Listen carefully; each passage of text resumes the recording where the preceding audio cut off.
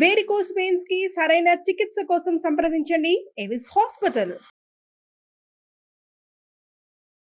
నమస్తే రమగారు. నమస్తే జయ. రమగారు, మనకి ఈ నెలలోనే పోలి పాఠ్యం ఉంది, పోలీస్ వర్గారోహణ. ప్రతి సంవత్సరం మీరు చెప్తూనే ఉంటారు, ఏ సంవత్సరానికి ఆ సంవత్సరమే కదా. అదే కదా. మరి పోలి పాఠ్యమి అంటే ఏంటి, దాని విశిష్టత, దీనికి ప్రత్యేకించి ఒక కథ కూడా ఉంది కదా, అది ఇంకొకసారి చెప్పుకుందామండి. నీకు కూడా నోటికి వచ్చేసింది. ఈ కార్తీక మాసపు చివరి రోజు వెళ్ళగానే తెల్లవారి పోలి పాడ్యమి, మార్గశిర శుద్ధ పాడ్యమి. కార్తీక మాసపు మొదటి రోజు బలిపాడ్యమి చేస్తాం. అవును, ఆ రోజున బలి చక్రవర్తి ప్రీత్యర్థం దీపాలు పెడతాం, దానాలు చేసుకుంటాము కదా. చివరి రోజు ఇప్పుడు ఈ పాడ్యమి నాడు కార్తీకం మొదలైతే బలిపాడ్యమి నాడు పోలి పాడ్యమితో కార్తీక ఆరాధనలు మొత్తం పూర్తయిపోతాయి. కార్తీక పురాణం వింటం కూడా పూర్తయిపోతుంది. 30వ రోజు కింద వస్తుంది. మామూలుగా ఏంటంటే మనం రోజులు లెక్క పెట్టుకుంటాం. అవునండి, 30 రోజులు 30 కథలు. అయితే తిథుల ప్రకారం 29 రోజులకే మాసం ఫినిష్ అయిపోతూ ఉంటుంది. మనకి పాడ్యం నుంచి మన అమావాస్య దాకా అయిపోతుంది కదా. ఇంచుమించుగా 30వ రోజున పోలిపాడ్యమే పడుతుంది. కార్తీక పురాణపు కథలో ఇది చెప్పాను నేను. 30వ రోజు పారాయణ కూడా ఉంది. 30వ రోజు కార్తీక పురాణ శ్రవణం ఉన్నది.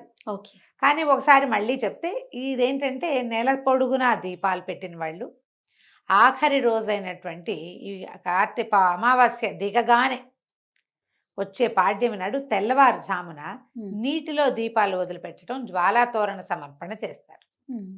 నీళ్లలో అమ్మ వెళ్ళిరా అని కార్తీక దీప జ్యోతిని పంపిస్తారు, సాగనంపటం. ఈ నెల రోజులు స్నానాలు చేస్తారు. తెల్లవారుజామునే ఒక పొద్దులు ఉంటారు, ఉపవాసం చేస్తారు, పూర్తిగా నక్తాలు ఉంటారు. తర్వాత దానాలు చేస్తారు, రకరకాలు దుప్పట్లు గిప్పట్లు అలాంటివి కూడా దానం చేస్తాము. మనం బట్టలు వస్త్రదానం చేస్తాం. బ్రాహ్మణులకి మోయిని ఇచ్చే పద్ధతులు ఉంటాయి, ఇది ఇస్తారు కదా, పొత్తర్లు ఇవ్వటాలు అలాంటివన్నీ చేస్తారు. తర్వాత దేవాలయ దర్శనాలు చేస్తాం, ఎక్కడైనా తీర్థాటన చేస్తాం, ప్రతిరోజు దీపారాధన చేసుకుంటాము, తులసి ఆరాధన చేస్తాం. ఎన్ని రకాలు ఉన్నాయి కార్తీకంలో, ఎన్నో రకాల ఆరాధనలు చెప్పారు, ఎన్నో రకాల ఉపాసనలు.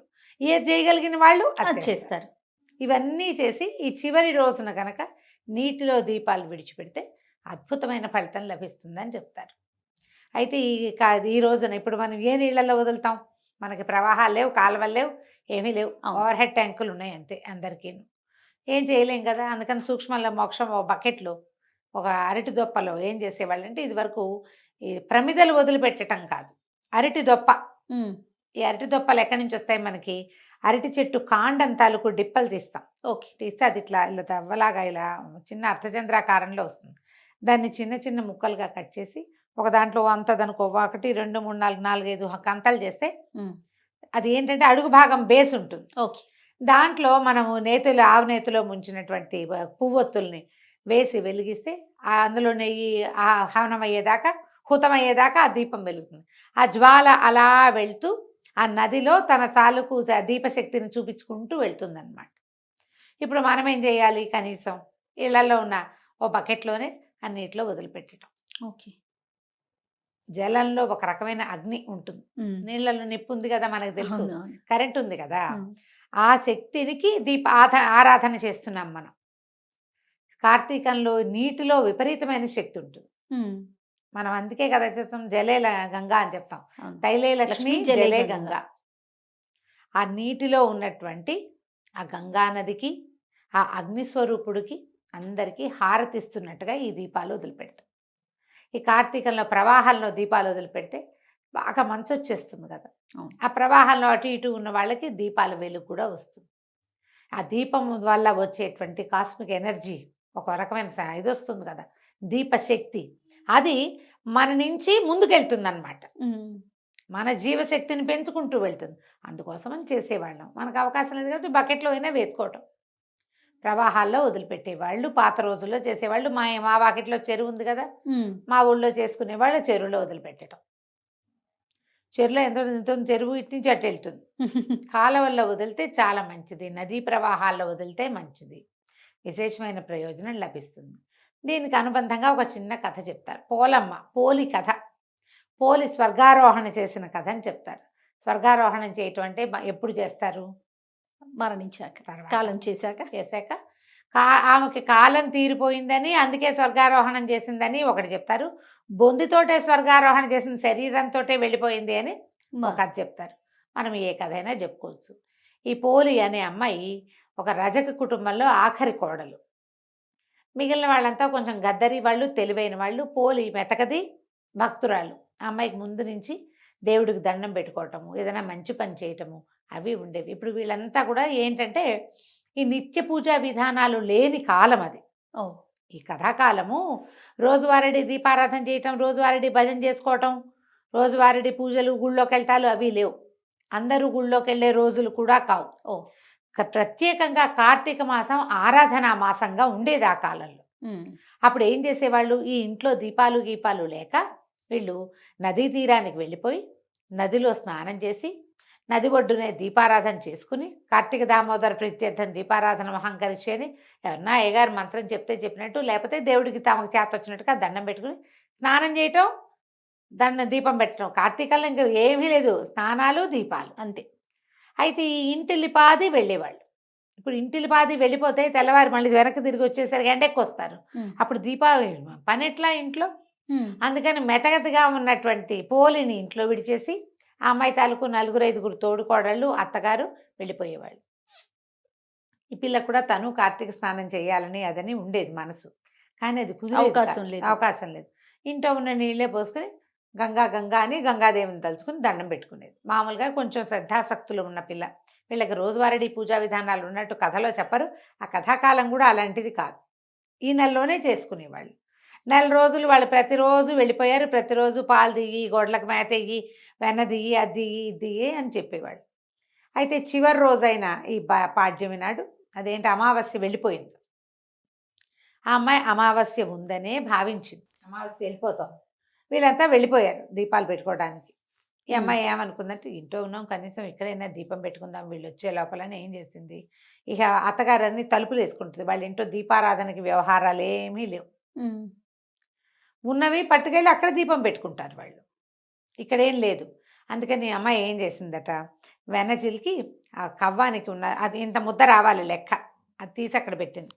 కవ్వానికి వెన్న అంటుకుని ఉంటుంది గాళ్ళల్లో, తెలుసు కదా ముద్దలా ఉంటుంది కవ్వం ముద్ద. ఆ ముద్ద తీసి దాంట్లోంచి అట్లా అలాగా తీస్తే అంత నలకంత వెన్న వచ్చింది. ఆ దొడ్లో ఒక పమిడిపత్తి చెట్టు ఉందట వాళ్ళకి. చెట్టు విచ్చుకుంటాయి కాయలు. అవును. అందులోంచి కొద్దిగా పత్తి తీసి దాన్ని బాగా నలిపి ఒత్తి చేసి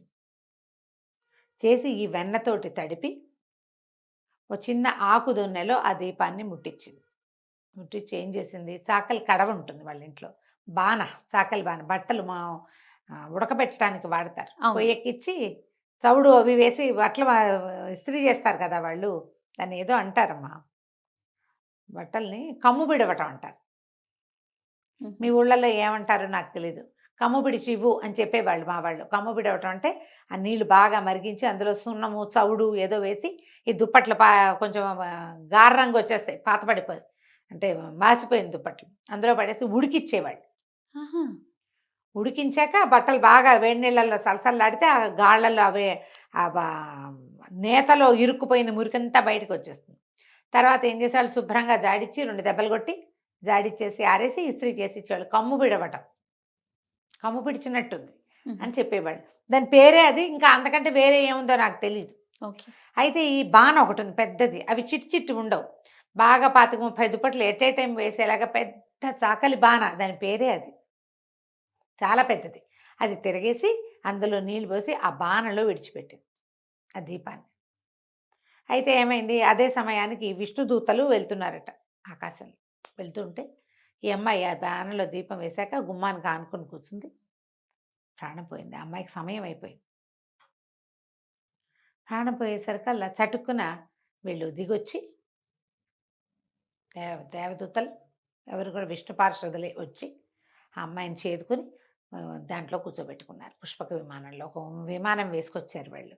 వీళ్ళిద్దరూ ఎట్లా ఉన్నారు, శంఖచక్రాలు ధరించి తామర పువ్వులు మెళ్ళలో దండలు కూడా కమలాలంకృతులుగా ఉంటారు వాళ్ళు. సాక్షాత్ విష్ణు స్వరూపులుగానే ఉంటారనమాట.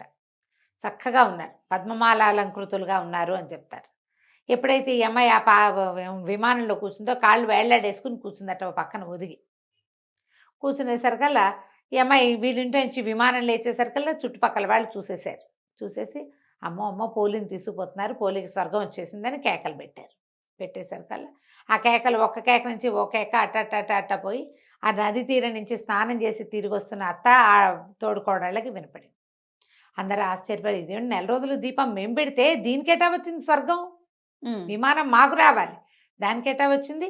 అత్తగారు పరిగెత్తుకుంటూ వచ్చి ఎగిరిపోతున్న విమానంలోంచి కాళ్ళు వేళ్లాడేసి కూర్చుని ఆ పోలి కాళ్ళు పట్టేసుకుందట ఆవిడ వెళ్ళటానికి. తను కూడా ఆ అమ్మాయి కాళ్ళు, అత్తగారి కాళ్ళు పెద్ద కోడలు కాళ్ళు చిన్న కోడలు, అట్ట వరుసగా 5గురు ఒకళ్ళ కాళ్ళు ఒకళ్ళు పట్టుకుని వేళ్లాడుతూ వెళ్ళారు. పైకి వెళ్ళారు కొంతమేరకి. వెళ్ళేసరికల్లా ఈ దేవదూతలు ఇద్దరు ఉన్నారు కదా, విష్ణు పార్షదులు ఇద్దరు చూసి, ఈ అమ్మాయికి అవకాశం ఉంది, మీకు అవకాశం లేదని అత్తగారి చేతుల మీద ఒక దెబ్బ కొడితే మొత్తం అంతా గుంపంతా కింద పడిపోయారు. పోలీస్ స్వర్గానికి వెళ్ళిపోయింది. అది మార్గశిర శుద్ధ పాడ్యమి, అమావాస్య వెళ్ళిపోయిన మరుసటి రోజు. ఆ రోజున అమ్మాయికి స్వర్గారోహణ లభించింది. ఆఖరి రోజైనా దీపం పెట్టండి నాయనా, స్వర్గం లభిస్తుందని చెప్పడం. చివరి రోజున 4 రోజులు చేయలే, పాడ్యం నాడైనా పెట్టండి కనీసం, అంతే. ఆఖరి రోజు కార్తీక ఆరాధనలు ముగిసిన రోజునైనా మనం ఇట్లా జ్వాలా తోరణంగా కాకపోయినా ఒక దీపంగా అయినా పెట్టి కార్తీక దామోదర ప్రీత్యర్థం ఒక నమస్కారం చేసుకుంటే అదైనా ఫలితాన్ని ఇస్తుంది. అది మాత్రం ఎందుకు మానేయాలి? మనం ఏం చేస్తాం, 4 రోజులు పెట్టుకున్న వాళ్ళు ఆ రోజు పెట్టుకుంటారు. ఏ రోజు పెట్టుకోలేని వాళ్ళు ఈ రోజు అయ్యో కార్తీక మాసం అయిపోయిందని అమావాస్య నాడు అనుకోకర్లా తెల్లవారి పొద్దున్నే పెట్టండి దీపం. తప్పకుండా. దీన్నే పోలిపాడ్యమి స్వర్గారోహణ కథ ఇదే చెప్తారు. ఆమెని జీవించి ఉండగానే తీసుకుపోయారని ఓ కథ చెప్తారు. జీవించి ఉండగానే తీసుకెళ్తే ఆ అమ్మాయి కాళ్ళు వీళ్ళంతా పట్టుకున్నారు. అప్పుడు కూడా ఇదే ఓకే. ఆ అమ్మాయి జీవించి ఉండగానే స్వర్గం లభించింది, లేదా స్వర్గం అని చెప్తారు. విష్ణు పార్షదులు వచ్చారని చెప్తారు పురాణంలో. ఆమెకు అవకాశం లభించింది. ఎందుకంటే శ్రద్ధ, ఆసక్తి, భక్తి, ఈ మూడిటి వల్ల ఎంత అవకాశం ఉంటే అదేదో బ్రహ్మాండం పగలు తీసే పూజ కాకపోయినా చిన్నది కనీసం అందుబాటులో ఉన్న చిన్న దీపం పెట్టి, దేవుడా ఇదంతా నీ వల్ల అని ఒక దండం పెడితే చాలదు, అంతే. అదైనా చాలు. ఆ ఒక్కరోజైనా చేతనైనంత చిన్న దీపమైనా పెట్టి నమస్కారం చేసుకోమని. ఇప్పుడు ఆ రోజు ఈ కథ వినాలా రమ్మగారు? ఈ కథ వినాలి, ఈ కథ తలుచుకుంటే మంచిది. సంతోషం. ఇంకా ప్రత్యేకించి మనం చేయాల్సిన పూజా విధానం ఏమన్నా ఉంటుంది? ఏమీ లేదు, దీపం పెట్టడమే ప్రధానం, అంతేనా? అంతే. తప్పకుండా రమ్మగారు. నమస్తే. నమస్తే.